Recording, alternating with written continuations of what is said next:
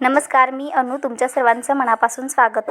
तर आज आपण कोल्हापुरी पद्धतीने लाल तिखट मसाला कसा बनवतो ते बघणार आहोत। तर त्यासाठी ज्वारी मिरची 4 किलो, बॅडगी मिरची पाऊण किलो आणि लवंगी मिरची पाव किलो असं 5 किलो मिरचीचं प्रमाण घेतलेलं आहे।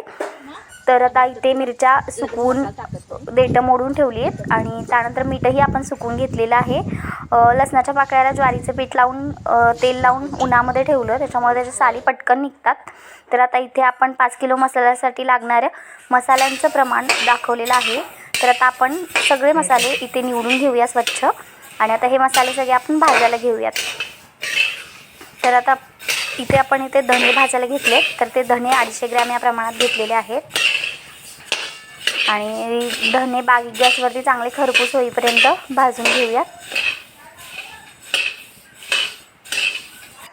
आता इथे जिरे 250 ग्रॅम प्रमाणामध्ये घेतले, ते पण आपण भाजून घेऊयात। सगळे मसाले छान खरपूस भाजून घेऊयात बारीक गॅसवरती, जास्तही भाजायचे नाहीयेत। आता इथं आपण तीळ 500 ग्रॅम या प्रमाणात घेतलेले आहेत, आता ते तीळही भाजून घेऊयात। त्यानंतर मेथी दाणे आपण इथे 20 ग्रॅम घेतलेले आहेत, ते भाजून घेऊयात।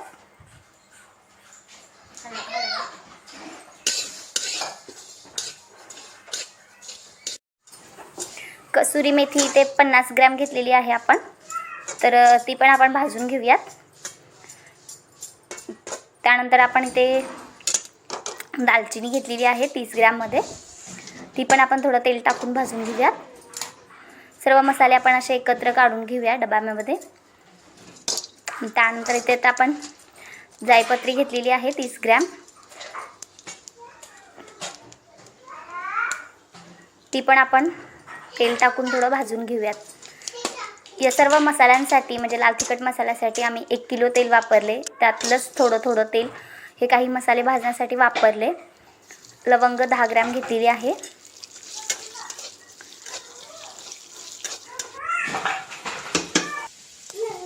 चक्रफूल इथे 30 ग्रॅम घेतलेलं आहे आणि मसाला वेलची पण एकत्रच 30 ग्रॅम घेतलेली आहे। दोन्ही एकत्र थोडं तेल टाकून आपण भाजून घेतली आणि आता त्याचमध्ये आपण नागकेशर घालूया 10 ग्रॅम, तर तेही आपण भाजून घेऊयात।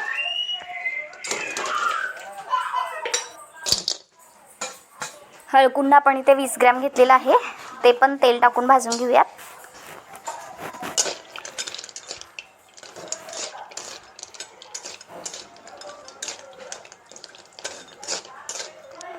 त्यानंतर त्यामध्येच 4 हिंगाचे खडे टाकलेले आहेत, ते पण आपण भाजून घेऊयात।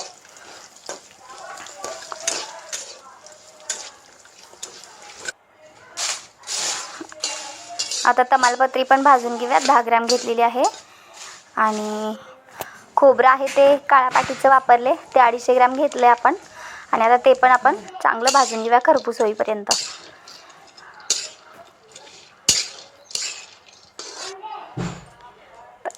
बडीशेप आपण 10 ग्रॅम घेतलेली आहे, ती पण भाजून घेऊया खरपूस।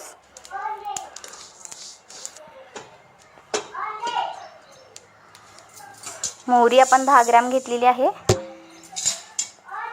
ती पण थोड्या तेलामध्ये भाजून घेऊयात।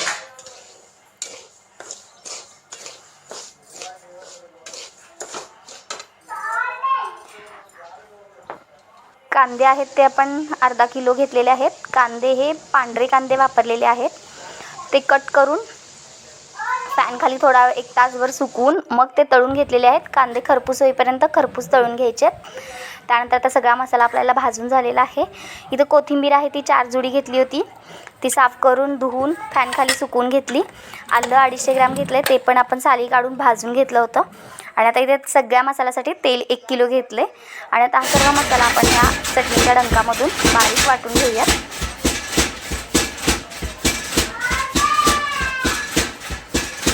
पाच किलो मसाल्याच्या प्रमाणासाठी 3 किलो मीठ वापरले।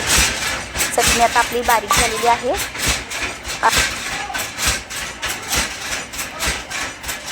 मस्त वास येतोय।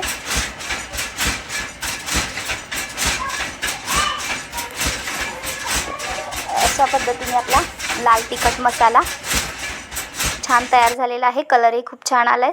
आणि वासही खूप छान येतो आहे. तर हा वर्षभर टिकण्यासाठी असा चिनी मातीच्या भरणीमध्ये व्यवस्थित गाठी फोडून भरून ठेवायचा, म्हणजे छान राहतो तो मसाला. खूप छान तयार होतो. तर रोजच्या आपल्या भाज्या आमट्यांमध्ये हा मसाला टाकला की कुठलाही बाकीचा मसाला, गरम मसाला, धने पावडर, जिरे पावडर टाकावी लागत नाही, एवढा छान तयार होतो. तर म्हणून तुमच्यासोबत ही रेसिपी शेअर केली. व्हिडिओ आवडल्यास लाईक करा, शेअर करा आणि चॅनलला सबस्क्राईब करायला विसरू नका. तर आता भेटूया आपण नेक्स्ट व्हिडिओमध्ये. तोपर्यंत बाय.